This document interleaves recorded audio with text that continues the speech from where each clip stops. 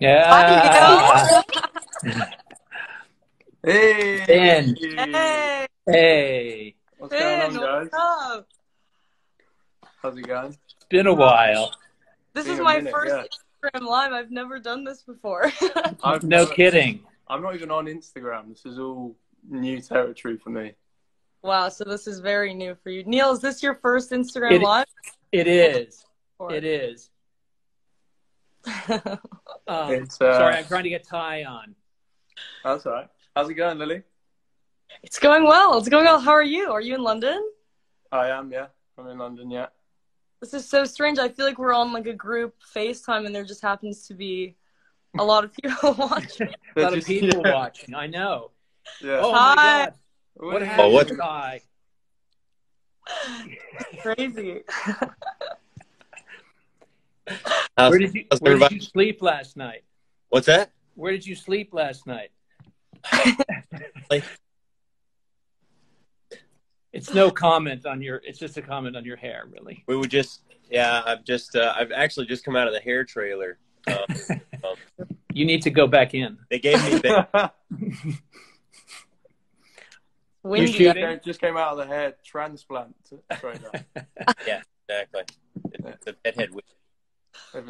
So let me just. I'm gonna introduce things, guys. First of all, I'm Neil Berger. I'm the director of the new movie Voyagers. It comes out April 9th in theaters. Just a little bit more about me. I did a movie called Limitless. I did Divergent. I did a movie called The Illusionist. And now this movie, Voyagers. And so we're here to talk to some of the cast and then also to debut the new trailer. You've seen the teaser, but and maybe some of the posters, but this is going to be the full-on trailer premiere. And so we have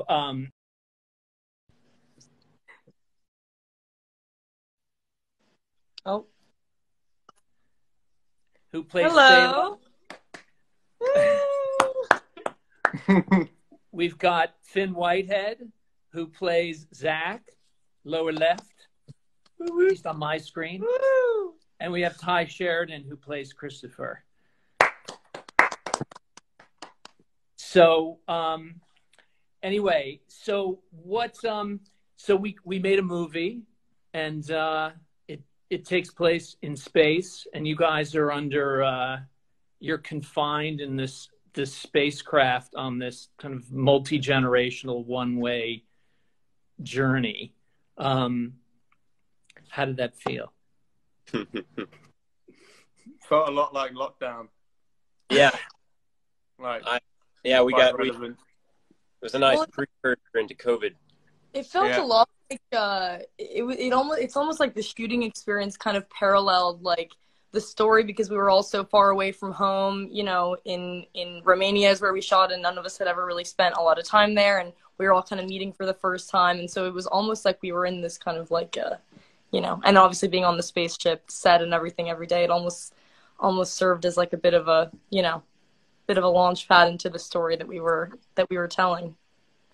A lot of fun. But you're right about it sort of the movie begins and people are wearing hazmat suits because they're dealing with you because they don't want to let you get any kind of germs or anything like that, and then you're confined in this spacecraft, and it was confined, it was tight, so it is sort of strangely, it's not reminiscent, it was like foreshadowing COVID in a strange way. That kind of lockdown and that sort of confinement and claustrophobia. So, I mean, you'll see it in the movie. There we have like these sets that are like that long hallway, which is kind of my personal favorite. It was like this 200-foot long hallway that was like 3 feet wide with a camera running down the middle of it, and slightly dangerous maybe, but cool looking. On the roof, the like slide, like the camera would almost chase after us. It was crazy. That's right. Killer. That was my favorite memory, is when the camera just when it took off. And you were like, no, we need to go faster. We need to go faster. Boys, you need to run. We need to just make it seem more urgent. And then like it took off, and you're like, yeah, a bit more. And it's like, wow, it's really picking up some speed there. Yeah, it's really. Oh, it's gone. It's taken off. I thought it was going to just like smash through the doors. Didn't I think it went right through the back of the set at one point? Yeah. That's what I mean. It's just like I just like. I know. Yeah. So it's so good. Yeah. The other thing that's sort of interesting about the movie that foreshadows is like this kind of, you in particular, Finn, your character is kind of this sort of just power hungry, sort of using fear and fear mongering and kind of misinformation to motivate people and to get power is kind of an interesting thing that sort of foreshadows what happened, in this country, with kind of some crazy mob violence and things like that. And your character, again, we shot it a year before that happened. But, it's kind of a classic thing, though, isn't it? Like using a crisis to try and seize power and using misinformation has just been the case for millennia. But yeah, you're right. It is like it's funny parallels. It speaks also, I think, to like not only like the stir craziness of being confined to one space, but also just the kind of like deep existential questions that come with that and everything that come with like sitting, in the same environment for a long time with the same people or lack of people or, things like that can bring up a lot of questions about who you are and who you want to be and how you want to accomplish that. And then Zach obviously has his trajectory, his path to the power that he wants to attain, and it just shows, the different ways that people go about becoming who they want to be. So that's all. That to me, that's the most interesting thing about it. But it's also very serious in a way. What did you have any fun on this on our shoot? None at all. It was grim. I think fun. I think the further away from the shoot, I mean, the more fondly I look on it, was it was so much fun, just I think just in the fact that we had, how many we had 30 young actors, 25, on set pretty much every day for months. How long was our shoot? Yeah, it was 2.5 months or so. Yeah. So I mean, lots of good times and jokes and but I think that you hope that when you I mean, I guess is this case on any shoot, but especially one that's a couple months, like I said, far away from home and everything. I think the hope is always that obviously first and foremost that you're going to get along creatively and be able to you be on the same wavelength about the story that you want to tell, but then obviously that you're going to get along personally and have a fun time, because obviously you spend a lot of time with these people. So I think we were really lucky that we all really got along and had a lot of fun on and off set, and it was really, we had some really good times, guys, didn't we? Yeah, I think my most fun memory, which probably doesn't speak very well of my professionalism, but the most fun for me is when there's all these scenes of us eating. And what we were eating those little tapioca balls or whatever, the little kind of things. And my favorite, one of the best bits for me was just sitting at the table in between takes, picking up the little balls and just alley-ooping them into different people's cups, from the table in between takes. Well, right. The idea on the ship was that you guys, there'd be no sort of whatever food you had was gel or some greens and stuff like that. It was all. The idea, it was all based on, saving weight and, for the conserving fuel and food. And so it was this a really gross paste gruel. There were concoctions when it came to the space food and everything. I remember just we were all asking for it. There was the kind of more concocted stuff, the pastes and the little handmade little bars and stuff. And then there were some radish and some carrots and some things we were more used to. And we were all asking for more carrots and radishes and stuff So a bunch of people are asking when the movie's coming out. The movie comes out April 9th in theaters, in 2,000 theaters across North America, and then later in other parts across the world. And then somebody asked, I think Eleanor asked, if we were shooting during COVID. We finished about 6 months before COVID hit. So we didn't know anything about that when it was happening. Yet, as we were talking about, the movie strangely foreshadows it in a way.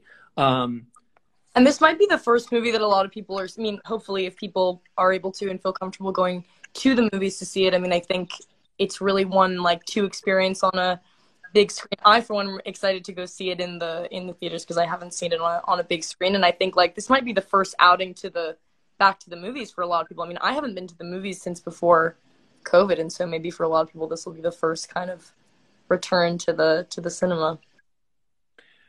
I'm going to add, so there's two questions. So Queen of Sadness asks to all of you, what's your favorite part of the movie? Which part touched you?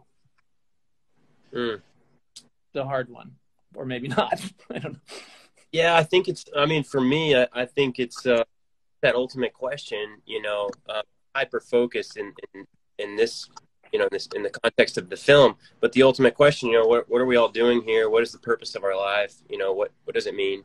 I think that was the most, for me, that was the most intriguing theme in the film.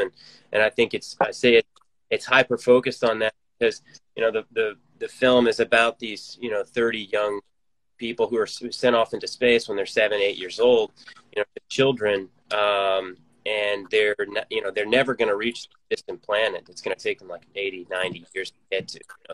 Their sole purpose is to have children, then have offspring, and then that generation will be the first to arrive and colonize the planet. So, I think a lot of them are really thinking they're, is my life pointless? Am I just a vehicle to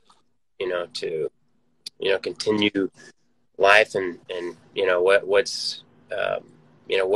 is my purpose? And I think that's, everybody in the film, all the different characters have kind of a different way of reckoning with that. And then I think ultimately, stuff hits the fan. but yeah, I mean, that was for me touching. Somebody asked, sorry, Lily, what's the movie about? Which is a good question. We didn't really start with that. Does anybody want to say what the movie's about? Like what happens? Sort of a quick synopsis. I can't. Yeah, you. I mean, the movie takes place about 40 years in the future. We've discovered that there's a planet that might be habitable, but it's going to take about 80 to 90 years to get there. So the question is like, do you send automated probes or robots or whatever? And then the space authority at the time decides that they want a human crew to go there for various reasons. The humans can adapt, and we're ambassadors for the human race. But like, who's going to go on that trip? Who's going to go on a one-way journey like that and get on the ship and basically die? And so what they do is they end up raising cultivating these children in a lab, basically, in a confined environment. So they're never going to miss wide open spaces or sunlight or something like that. And then when they're about, 8 years old or something like that, they can withstand G-forces. They send them up and they send them off. And then really that's all prologue, what I've just described. And then the movie picks up about 10 years later when they're about 17 or 18, which is when these guys come into it, Lily and Tye and Finn and the rest of the crew. And they're on this journey that, as Tye was saying, they're going to, at a certain point, they're going to procreate and have their own kids because it's sort of a multi-generational flight. They're never going to reach the planet. It's going to be like their grandchildren that reach it. So all they do is they maintain the ship, and they're educated, and they're prepared to like have children and stuff like that. But besides that, there's like nothing. They're kind of shut down until they're not. And then that's when the movie goes crazy, which it does. Thanks mostly to Finn. Yeah. Unscripted. Just unscripted. Yeah, I'm totally unscripted. Finn just blew the whole thing up. Vlog every day. What'd you say? Man. Just randomly like tripping Tye over and kicking him while he was on the floor. Dude, talked about this.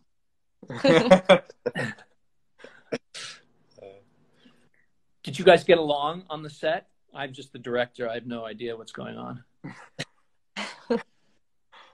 Yeah, got along for definitely. the most part, unless Finn was, taking those peas or whatever and trying to throw them in my eyes. Bouncing them off Tye's skull. No, yeah, I think we got on really well. We actually, I think we got on really well. We had some good times towards the end. Me and Tye went up and checked out. We had like the last day off or something. I can't remember. We went and checked out some of the mountains in Romania. Oh yeah, your camping trip. Yeah, we went and camped there. That was nice. Right. Yeah. So I wasn't invited. You guys thought I couldn't handle the mountain. I don't think it was that. I think it was. I can't remember. I'm kidding. I'm yanking your tail. Don't worry. So no. Somebody asked if you had to live on another planet, which one? Oh, I don't know. The only other planet you could live on is like Mars, and that's how many years away? I don't think there's any in our. I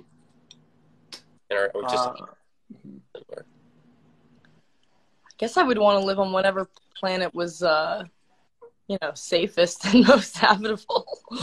Ever so simply, just whichever one could sustain life in the most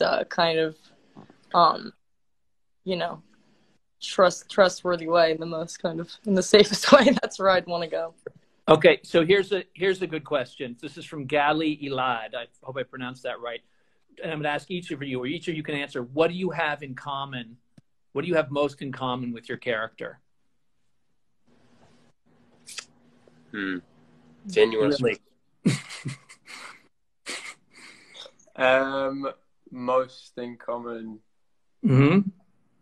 Probably like sometimes the want for like immediate gratification, like the want to just like, rather than try and wait something out and know that it's worth it because it'll be worth it in the long run, kind of wanting to just be like, oh, I'm hungry, I just want to eat now, rather than like cook a meal or whatever, or like, I don't know, some of those things that come up in Zach for the film are like, and one of the big kind of points of his character is that he just wants everything as quickly as possible, an immediate gratification for everyone. I think I can sometimes lean into that. Right. Yeah. I don't know if it's as much something about my character in particular, or if it's just kind of like the larger theme of the film and something that's present in all the characters, but something that I think is like, hard almost not to relate to is that, the questions that are posed about just like, what is my purpose and what is the meaning of all of this and why are we here and everything. I think that those are questions that many of us can be brought to think about, and especially when we're talking about something like lockdown or whatever, where we've all had, I think, more time than ever this year to kind of like sit with ourselves and with our thoughts and our feelings and everything like that. I think that a lot of those big questions can come up, always, like whether it's like COVID or not. I think that those things are always like, present questions in everybody's lives that come up at certain times. And so I think that's definitely something that's relatable about character, but all the. So, hey, Tye, I'll ask you just a different question. This is from Nia Cooper. And it's, did filming the movie affect the way you live your life now? Great question. I think it's kind of a boring answer, but I think every, film affects my life in some way. You meet new people, you things, you learn new things. So in that sense, yes. I can't say that, that it's affected my life any more than maybe. But yeah, I don't know. It's definitely, it definitely provokes, certain thought, like that, like what we were talking about earlier, the just question of, what your purpose is, maybe it accentuates that a bit more, it emphasizes that, in life, maybe working on a project like this, and I think that's really cool, and have that kind of, And here's another question. This is from Dottie Rose. How do you approach a new role and a new film when you're acting? I just throw it out to whoever has an answer for that. I mean, I think everyone's probably different, right? Has different approaches. I think it probably depends on the project. Right. But so what, in this one, what did you like, was there anything that you in particular that you did? And I think, yeah, I mean, focused on like stripping down all thought that you have around, culture, like everything that derives from, a sense of society and, societal kind of mannerisms, stuff like that. So just trying to be completely void of that, because, these characters, these children, have basically grown up in a lab. They don't have any contact with the outside world or culture in any way, really, other than, what they have that's been filtered in some way by the mission. Well, that, to me, as a director, that was the most interesting thing, in the sense of like wanting to just kind of, as you said, strip everything down, because you have no cultural baggage. You don't know anything. It's just to make you guys all still. There were 30 of you. I mean, there was like kind of 11 main actors and then 19 other people, and they all had to, and I remember we took you guys, we had a really hard time to like this meditation center to just kind of still, which I don't think it worked really. Do you remember that? I didn't stay for the whole time. That class was the least still I've ever been in my entire life.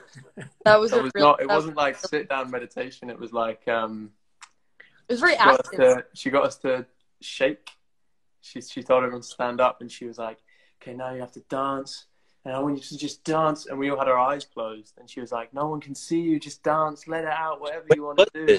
And everyone was sort of like, she was trying to help you. I don't think you were there yet, Tye. It was like a couple days before you came or something, and we went to this like meditation class that was, so much more than a meditation class. It was really interesting. I mean, it was definitely a bonding experience, which, we had plenty of. We definitely had a lot of time to all bond and become good friends and everything. But there was like a lot of different exercises within that meditation class. One of them was also like an eye contact thing. It was like you had to sit and like stare into a person's eyes for, who was your partner, Fionn?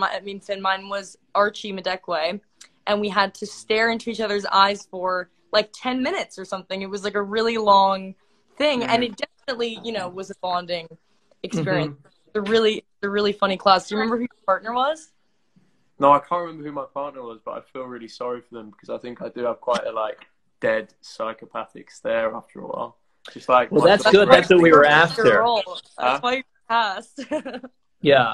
Well, we wanted it to be that way. So I don't know. We're going to try to get Archie and Madison on, but we can only have 4 at a time apparently. So I'm going to kick you off, Finn, for a second. Okay. For it, yeah. And then hopefully I can then add somebody else. So I don't know how you get off, but you're going to. I'm sure I'll leave now. All right. So Finn, if we don't see you again, we miss you, and more to come, I'm sure. All right. Yeah, definitely. It was good seeing you. All right. Yeah, you too. All right. Let's see if we can get Archie. Bye. Okay. Let's see if we can get. There he is. Oops. It's so interesting. I've just never been on one of these things before. It's like a total mystery to me. It's good. There's Archie. Oh, hey. How's it going? What's up, What Archie? is up? Welcome. That happened so sporadically. I wasn't expecting that. Yeah, I know. We just came. It's like we burst in on you. This is Archie Madekwe, who plays Kai in the movie, who's kind of what you were just with seeing Finn before, and Finn, who plays Zach, and they're kind of they become sort of cohorts and quite dangerous fellows in this movie. Indeed. So, Archie, what was your what was your favorite part of the movie? Oh, what was my favorite part of the movie? I think you guys have all spoken to it pretty well. I think just the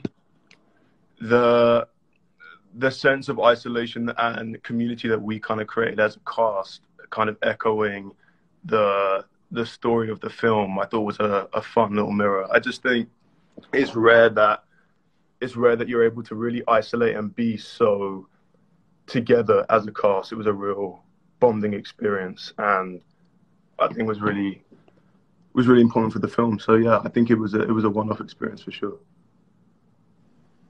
Were you guys nervous coming into this? Do you get nervous as actors anymore, or entering, like, you're suddenly with like 11 other or 30 other actors in this kind of confined? Is that weird, or is 100%? I think it's like, it would be weird to not get nervous. I mean, that's how I feel like personally. I feel like the feeling of nervousness is like a part of the excitement and a part of like the motivation, and it's just like a normal feeling.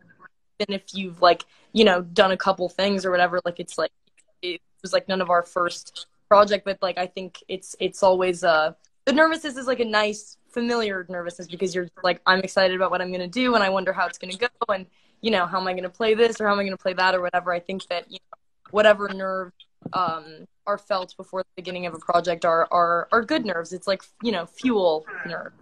Definitely. Yeah. And so you're, like you said, you're going in, you're working, you know, 30 other actors, you want to make everybody's, you know, acting in the same movie, so to speak. And I think Neil, you did a great job of that, you know, in the screenplay alone, but also just, you know, in all of our, you know, process that everyone went through before, you know, starting the film. right? And then we talked about being very still, you know, because you're in this confinement, but then you also, all you guys go wild in the movie as well, and that's an important part to remember. What is that difficult as well, like kind of conjuring that craziness and that abandon and that, you know, insanity? Are you asking me? No, we know it's easy for you. No, yeah, I'll ask you. What do you think about it? Everyone else was dead silent. I was like, oh, no, it's you, man. Sure. It was. It came and went. You know, it came and went. I think the cutting back and forth into the different states was definitely a challenge, because, you know, I don't know how much you guys have spoken about the kind of concept of the blue and being on and off, what that means here. But there was kind of different stages that when you watch the film, you'll see that we kind of go through, and jumping back and forth to those kind of various like mental states, physical states, that kind of craziness.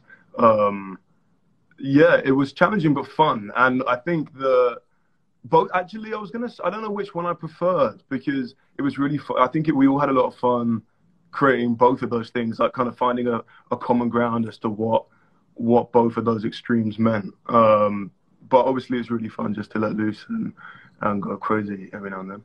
I think it was interesting also because, like, with a lot of, like, you know, with most, like, things that you're preparing, like, most roles that you're preparing, you think a lot about, like, the backstory of the character and, like, what their experiences may have been before you meet them in the beginning of the movie and all those things. And, like, obviously that's kind of not a part of this, because they, like you explained, Neil, like, you know, these kids, like, children, like, you know, created specially for this mission and everything. And so there isn't, like, a life before this mission to kind of think about in terms of how it would have influenced the people that they are, you know, when you see them in the movie. So I think that something that was different about creating characters was that, and in lieu of, like, a backstory to kind of, like, connect to, more like connecting to the very, like, human emotions that they were still feeling, even though it's kind of like, you know, they have this, like, stillness because of the blue and because of all these things and their environment. I think it was just trying to connect, you know, in a really real and authentic way to the things that they may have been feeling, whether it's, like, feelings of isolation or feelings of, like, you know, self-discovery, like, exploration, and just sort of, like, all those normal that you think about when you're, like, 17, 18, you know, whether you're growing up on Earth or in a space. Yeah. Do you know what, Archie? I'm gonna kick you off because I'm gonna see if I can't get Madison on. Okay. Enjoy. Nice to seeing you. In a bit. Bye. We need to have our premiere party in some way. I don't know how we're gonna do that. So Yeah. Let me know. I'm about. April 9th. Let you know. Okay. Good. All right, Archie. We'll see you later. Let me see if I can get Madison. All right. Take care, guys. Bye. Kick me off then. I don't know how to. You have to press that X there. Boot yourself. Peace. Okay. Bye. All right, let's see if we can find Madison. There were 3, you guys. Oh, there's Madison. Here we go. Then there were 3, right?